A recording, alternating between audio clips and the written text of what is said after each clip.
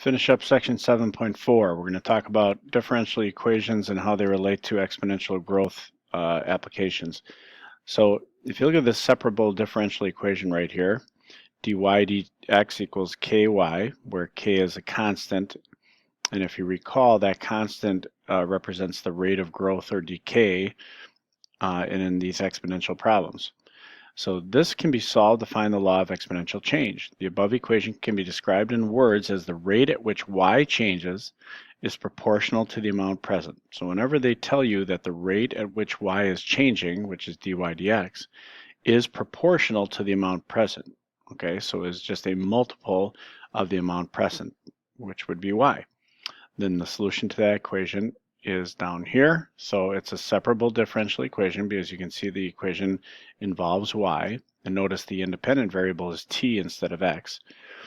So if we simply divide by y and multiply by dt, we get this first step. Now, finding the antiderivative of both sides, I get the natural log of absolute value of y equals the antiderivative of k is kt plus the constant. Getting rid of the natural log by applying a base e, so the absolute value of y would equal e to the kt plus c.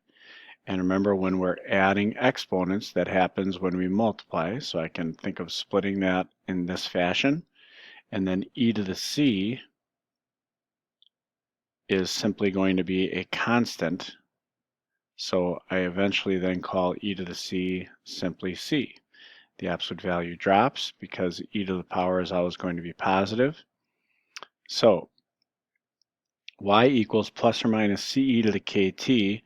We consider only this positive value. When we raise e to a power, it will be positive unless this constant is negative. Now, e to the c is just a constant. Whether it's a negative or positive constant doesn't matter. Okay, so ce to the kt. This is a formula we use for the law of exponential change. It tells us exponential growth and decay. C represents the initial amount of something that you have, and then y is what it grows to after that amount of time. Last year we showed this formula looking sort of like this. A equals a naught e to the kt. You can see we're using different variables, but it's basically the same function. So let's try a problem here. Assume the rate dp dt at which population changes over time is proportional to p.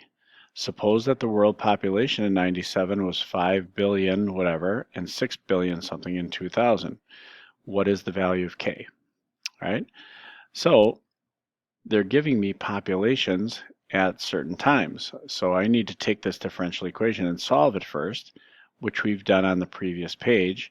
And we find out that p is going to be equal to some constant times e to the kt. All right?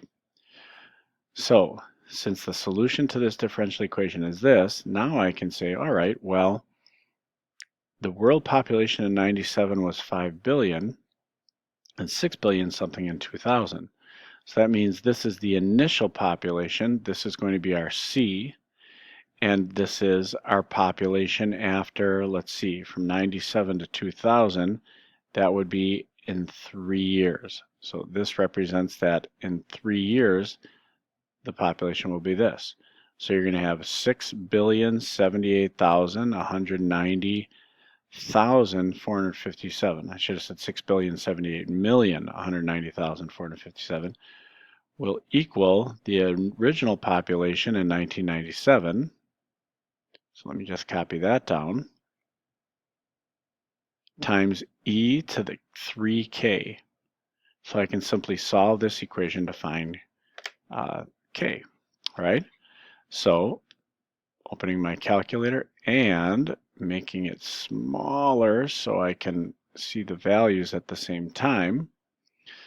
What I have here is, to solve this equation, I'm first going to divide by the 5 billion number, then take the natural log, and then divide by 3 to get k by itself. So first divide by the constant, by the coefficient, get rid of e by taking the natural log, and then divide by 3. So this is going to be the natural log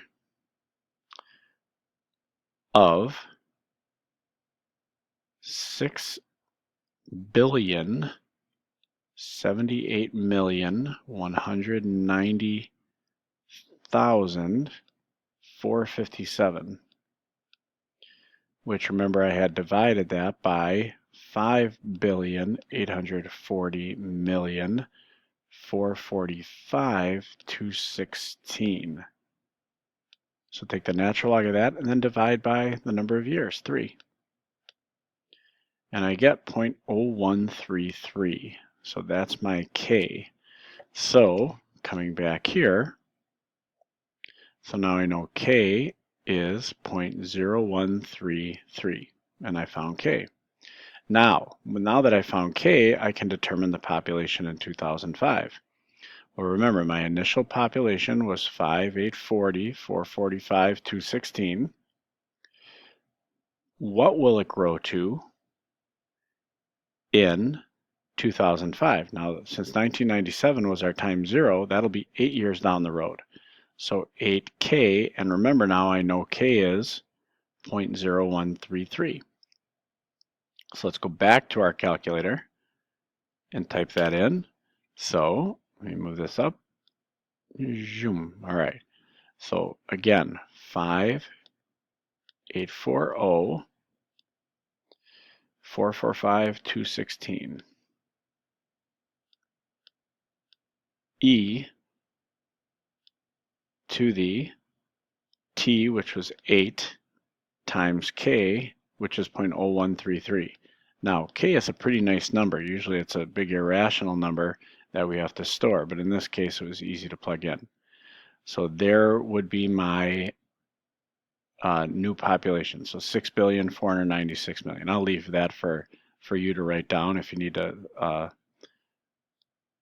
pause the video, go ahead and do that. In what year will the population hit 7 billion? Sorry.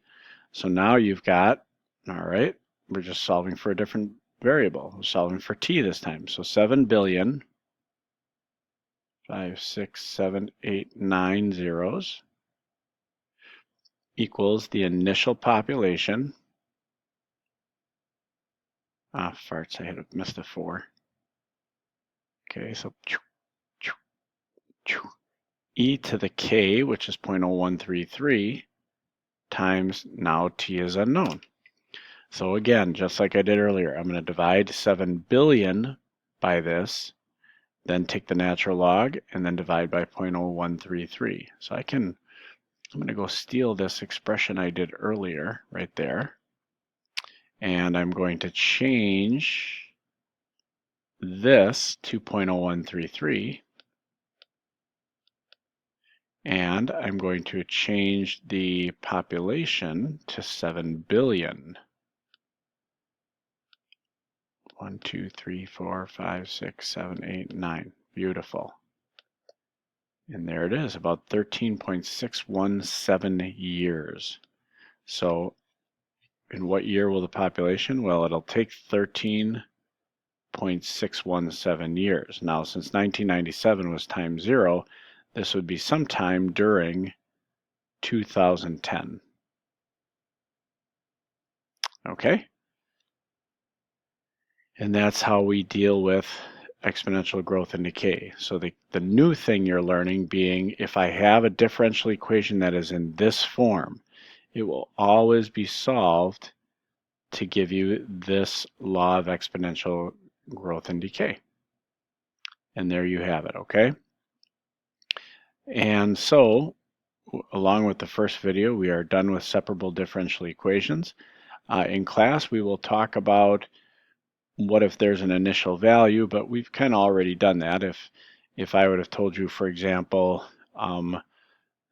y of 2 was equal to 3, then at that point we could put 2 in for x and 3 for y, and we could figure out what c is, and we could solve that as well. So that's the only other thing that we might add to that, which we've done already.